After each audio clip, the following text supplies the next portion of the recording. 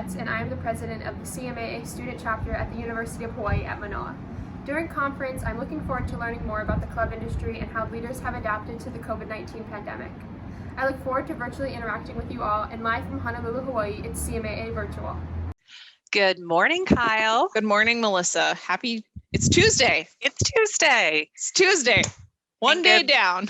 Good morning to all of our amazing conference attendees. I know Monday was a jam-packed first day, so we hope you had a fabulous experience. Yes, and we're very excited to kick off day 2 of CMAA Virtual.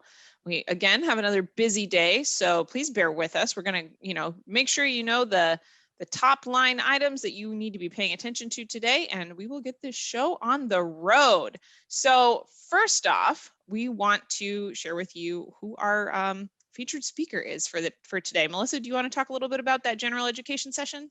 Sure, absolutely. So this afternoon, starting at 3:30 p.m., we'll hear from entrepreneur and best-selling author John Hope Bryant. He's going to talk with us about Up From Nothing. American opportunity is not dead. Using the inspiring story of his own rise from humble beginnings, John Hope Bryant is going to show how individually we can change our mindset from survivor to thriver to winner and move beyond just getting by or being financially independent to become wildly successful. So it's going to be a great session, 1 hour this afternoon, 3:30 to 4:30, and it's presented in partnership with Jonas, a CMAA strategic partner. That sounds like it's going to be a fantastic session, Melissa. On top of that, yesterday we touched on the Club Business Expo, but if you haven't had time to visit the Club Business Expo yet, please do so. You can check out all of the companies offering the latest in products and services for your club's needs. The cool thing about the Club Business Expo is that you can interact directly with company representatives. You can head into their booths and either set up a one-to-one meeting time or maybe chat with somebody, or just say, hey, I'm interested in your company or your product. Please, send me an email with more information. You can interact with them however is most comfortable for you. But please check that out. Just head over to the Club Business Expo lobby and get browsing, get scrolling. I'm not going to let that one go, you guys. No. I'm not even going to apologize. It was that good. Not at all. So yesterday we discussed with you all the different networking break options. We hope you took advantage and got a sampling of all of those. Today we're going to feature one of our breaks and Ask the Expert about Let's Talk Club KPIs, those key performance indicators. So join the Ask the Expert at 1:00 p.m. to talk with the Club KPI Task Force that worked to put together CMA's Universal Key Club Performance Indicators white paper. You'll have the opportunity to discuss its contents and understand the implications for the industry. So check that out, 1:00 today. You can also find out more about those. Just follow the link in the email that you received today to understand the task force, the work that it's been doing over the last year and how that's going to be beneficial for our entire industry. You can actually submit your individual public comments on the white paper itself and those key performance indicators through the middle of March this year. Wow. Well, so if you haven't had a chance to do that, please do that, but also check out that networking break. We want to make sure you stop by the Idea Fair. This year, our Idea Fair is huge. We have record number of participants. I'm saying that, I think it's a record, right? It's got to be. It's the record for virtual participation. Yes, that is correct.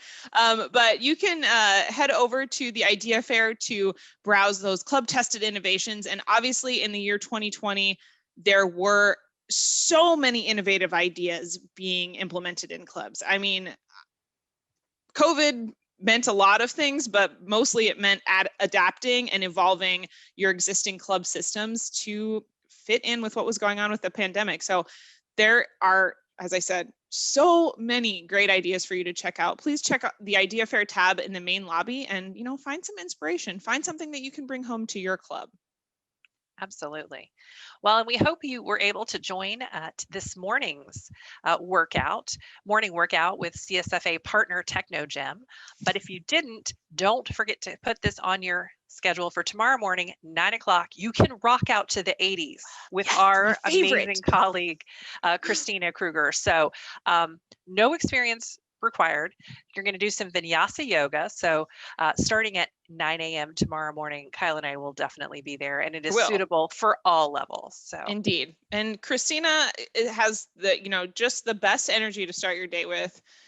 If you don't know Christina or you haven't met her, friends, she's great. And it'll be a little shot of I don't even know what to say because adrenaline just doesn't quite capture it. She's fantastic, and that will be a wonderful way to start the morning. I'm looking forward to it, and I'm sure Melissa is as well. We want to discuss the career services at conference are always a huge thing, but no different this year than any year in the past is that we have a number of CMA student members attending World Conference, and students come to conference. This is their chance to network with managers, to look for jobs, to make those connections. And if you are looking to expand your club team, this is a perfect opportunity to do so. Please check out the Career Services tab. You can find that either in the main lobby or through the Attendee Member Services tab in that main lobby as well. We have the conference only job board. All those postings are free of charge. They're free for you to post. They're obviously, included to look at if you're looking for a job. You can attach the PDF of the job position description to that listing, and it's super fast, super easy. And so if anyone has positions to advertise for, please go get those posted. And if you're looking for a job, head on over there as well. Absolutely. So if you haven't had a chance to visit the Pro Shop, we do encourage you to stop by. We've got some brand new items and some old favorites. So you'll show off your, hope you take this opportunity to show off your CMA pride with polos, t-shirts, ties, and much more. Absolutely. I wanted to get another quick plug in that voting button in the main lobby, still there, guys. So if you haven't voted yet, go vote early. I'd say vote often, but you can only vote one time. This is not Chicago, Kyle. We can't do that. Can't do that. Sorry. We will make no comments about elections here. Just go vote. That's really it. That's all we have to say about that. But, make sure you take some time. If you have not voted yet, please do so. Voting will close later this week. You have until Thursday at noon to cast your vote. We wanted also to talk to you a little bit about the Club Resource Center. Melissa, what do we have with the Club Resource Center this week? Sure. So we know that a lot of clubs are looking for a staff training solution. That's a big challenge for a lot of facilities. Mm-hmm. So did you know that we have more than 2,700 club professionals that have completed nearly 30,000 courses via CMA's Club Resource Center? I did not know that. That is a lot. It is a lot. And so, this is an invaluable online staff training tool. It's one you really can't afford to miss out. Conference is a great opportunity to get to chat one-on-one with a member of the Club Resource team, to get a demo, to learn more. So if you stop by the Club Resource Center booth in the expo, or you can visit at any time, cma.org/CRC demo. You can take advantage of the opportunity to learn more about what this could do for your club facility. Yeah, that sounds great. I didn't realize we had that many folks that had completed training in the CRC. That's very impressive. I'm showing my, ignorance here. That's fine. It's fine. Okay, friends, we're one day down. I'm sure you're having a great time already. We want to see how great of a time you're having.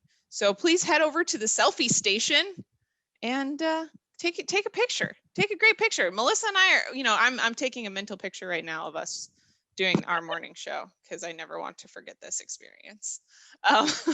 Today, our selfie station is sponsored by John Deere Golf. They are a CMA business partner. So head on over there, take a goofy picture, and we look forward to seeing you share those anywhere, everywhere. Use that hashtag CMA virtual.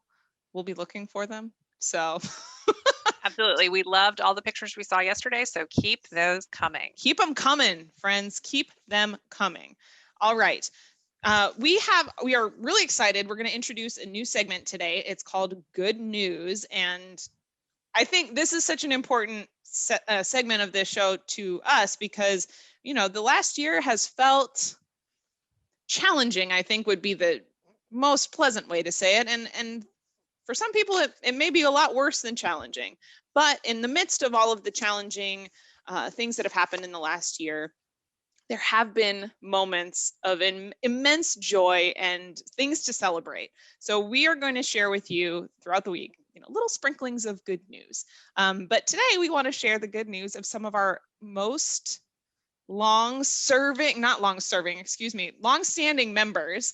Melissa, why don't you tell us a little bit about these longevity milestones? Sure. So every year, the association honors men and women who've been members of associations for their 10-year mark. So they're 10, 20, 30, 40, 50, and yes, even 60 years of CMAA membership. Each year, a member reaches this annual decade. They get a custom design pen and an acknowledgement. And so we're honoring the folks that reached those decade-long milestones in 2020. Together, these members have 4,880 years of membership in CMAA, which is just phenomenal. That's really an unbelievable commitment. But we have to give special props to the two gentlemen celebrating their 50th and 60 years of membership. So a big kudos. Thank you so much for your commitment to our association. John D. Hudson, CCM, who celebrated 50 years, and James H. Brewer, MCM, who celebrated 60 years. What a commitment to our association. That's amazing. So kudos. That's incredible. That is fantastic. All right, kind of good news. Indeed. Melissa, before we move on, are there any other things we need to cover that we want to make sure people need to know before we head into some of our other messages from our friends? I don't know. I think we maybe covered everything. One thing I just thought of, if you haven't logged your miles for the CF Virtual Fun Run yet, do it. I went for a walk this morning, got me some steps in, put those in. I'm not at the top of the leaderboard by any means, but I'm just trying to get us all the way to San Diego. So get your miles logged, friends. Get your miles logged. And don't forget, those miles can be inside, outside. I know Kim was on her Peloton this morning. Kim Pasquale, we saw you. Thank you for getting your miles in. So you got one of these bikes in your house, you can get on, pedal some miles, it'll count. Do that too. Whatever it takes. Yeah, definitely check out the leaderboard. You'll find the links to that via our email and on social media. Okay, great. Well, Melissa, I think that wraps us up for all of our chitter chatter this morning. We are really looking forward to sharing our little message from our friends at Royal Cup Coffee. We are joined by Donna Miller this morning. So please take a listen to what Donna has to say. And then following that, we were going to sit down and do our Fast Five with our friend Trevor Coughlan at Jonas. And you'll notice that this is a two-part interview. So we are going to sit down with him today and we will sit down with him tomorrow. And you'll get to hear all about some really great trends in marketing and communications. So thank you all, and we look forward to chatting with you again soon. Take care, friends. Hello, my name is Donna Miller, and I am based out of sunny San Diego, California. I get the pleasure of working with all the clubs in the Southern California region. Today, I'm introducing H.C. Valentine. Enjoy!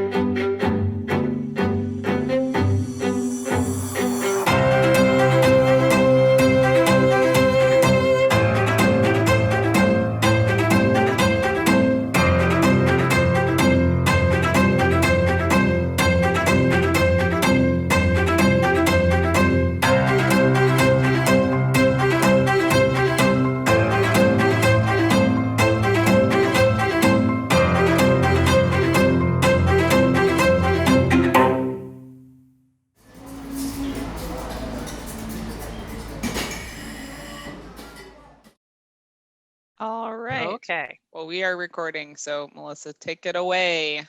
Absolutely. We're excited for today's Fast Five with the CMAA Partnership Network. And we have Trevor Coughlan, the Vice President of Marketing, with Jonas, a CMAA strategic partner, here with us today. Thank you so much for joining us, Trevor. Where are you calling in from today? Thanks for having me. So I'm calling in from, I'm just looking out my window here, from a very snowy town just a little bit outside of Toronto. So in the Great White North, as you might want to call it. Awesome. So glad to be talking to you. Yeah. So Trevor, let's dive right into this. Let's talk about these top technology trends. What are you seeing? Well, going into 2020, I think we had a pretty good idea of what we thought was going to happen. And then it seemed to be a weird year. So we ended up seeing a lot of things that we didn't really expect. If I kind of think about it, really what we saw in 2020 was two big kind of trends emerge. Really clubs refocusing their efforts on specific member service. And obviously that was a must-have because it was a great time of need for a lot of people, right? So there's the member service aspect of it, and then there was the analysis portion of it and the data. And those two things together, really, we saw clubs diving into like we've never really seen before. We as an organization, we had to respond pretty quickly to a lot of what was happening in the industry. So on a pretty much daily basis, things were changing. Different jurisdictions were opening and closing. People were on lockdown. I mean, I'm talking to you here today. We just came out of a lockdown here in Toronto, right? So these things are continuing to happen. And it doesn't make it an easy business to operate in for a lot of clubs, managers, and members. So, clubs are really looking for innovative ways to offer service to their members over the course of last year. And we saw some really innovative things happening early on. So clubs really turning to allowing their members to order online. And we were luckily in a good position because we had launched our online ordering platform in 2019. And it was really designed as a food pickup platform.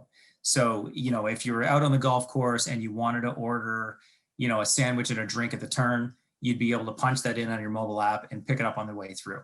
Well, pretty quickly, clubs started taking that and using it and figuring out ways that they could kind of jerry-rig it and better service their members.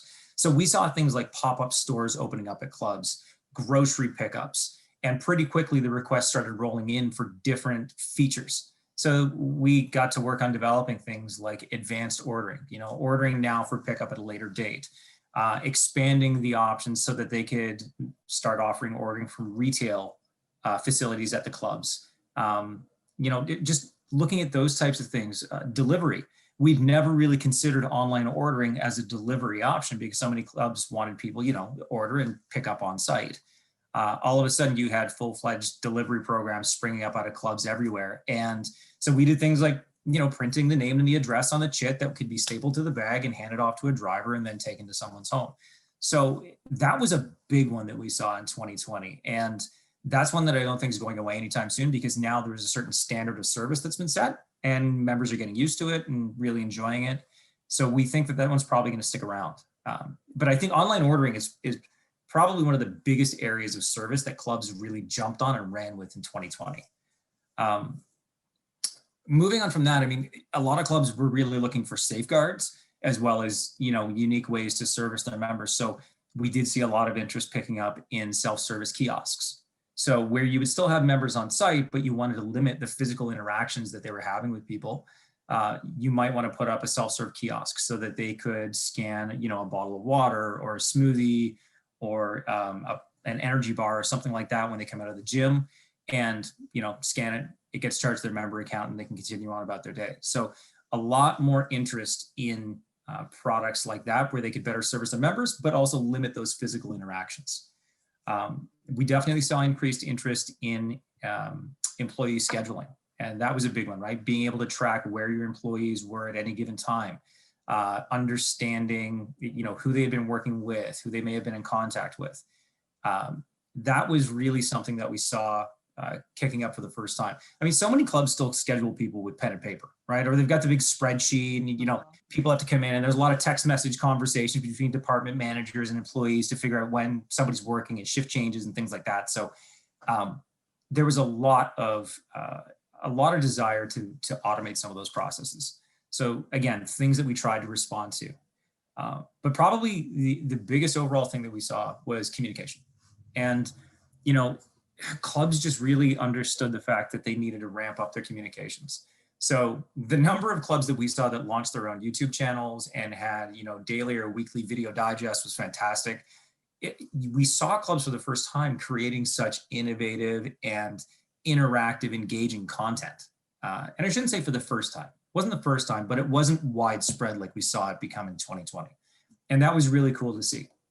I mean, coming from a marketing perspective, I'm all about communication. I want people to communicate better, right? So it was really, really nice to see that happening. And then some of the other tools that people gravitated towards as well. So email marketing. You know, we hosted an email marketing webinar back, I think, in November. And it was just one of our standard webinars. It was hosted by the marketing team. We were just kind of sharing some tips and tricks. And we had, I think, close to 400 people show up for that webinar. The appetite is pretty clear that people want to communicate with their members better, and they want to open those lines of communication. So, you know, that was a big one, email marketing, push notifications through mobile apps, two-way communication back and forth between the club and the members, and then text messaging. So obviously a demand for text messaging that we're looking to fill early this year, a bit of a sneak peek of maybe something coming.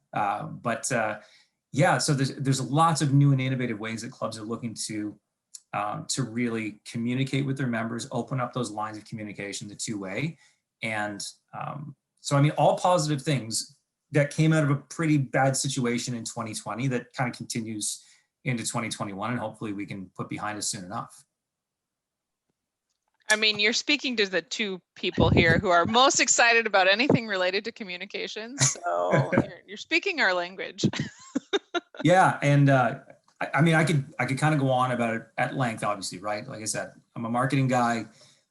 Communication is what I pride myself on, and my team. It's what we do at Jonas. We're communicators, not just in terms of you know, creating leads and opportunities and things like that for our sales team, but we spend the majority of our time concentrating on how we can better communicate with our clients, and that's vitally important to us as an organization. So that's where we put a lot of our effort.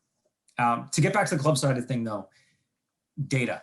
Right? Data was a hot trend coming into 2020. It remained a hot trend in 2020, and now in 2021, it's just getting bigger. But the types of data that clubs were looking for has really kind of, I don't want to say that it's completely changed, but there's a new spin on it. So clubs always cared about, you know, membership demographics, understanding the average makeup of their membership, you know, average age, gender, all those types of things, activities that people are interested in, the utilization of the club.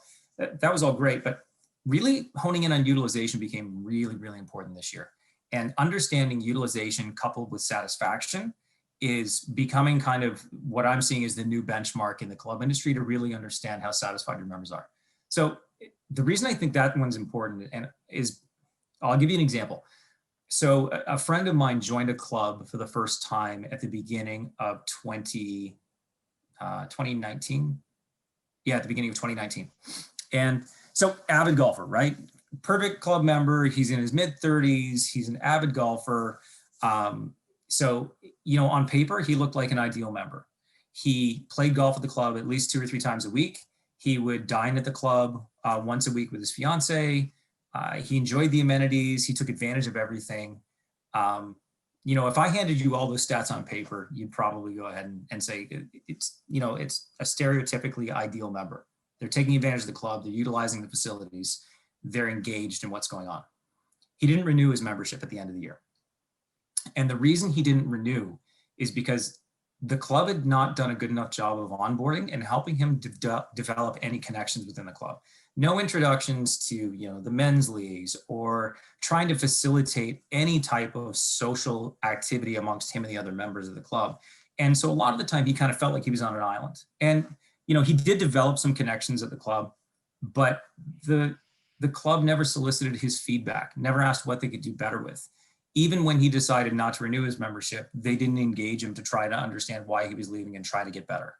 So, you know, it was an unfortunate scenario, but that's a great example of what I mean when I say that this intersection of club utilization and the facts and figures, and then understand the opinion of members and how they feel in terms of offering their feedback and their overall satisfaction.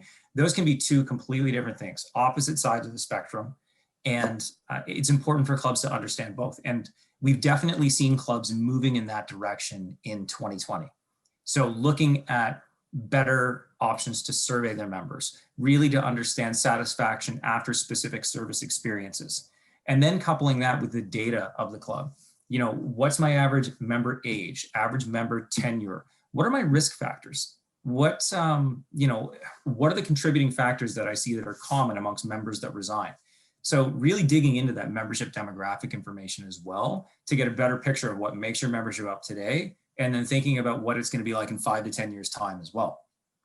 I actually just got off a call with a membership director in South Florida, and right before I came on here. And one of the interesting things that they're seeing is that, you know, in a market that was typically dominated by a very static demographic, for the first time ever, she's onboarding members with young families.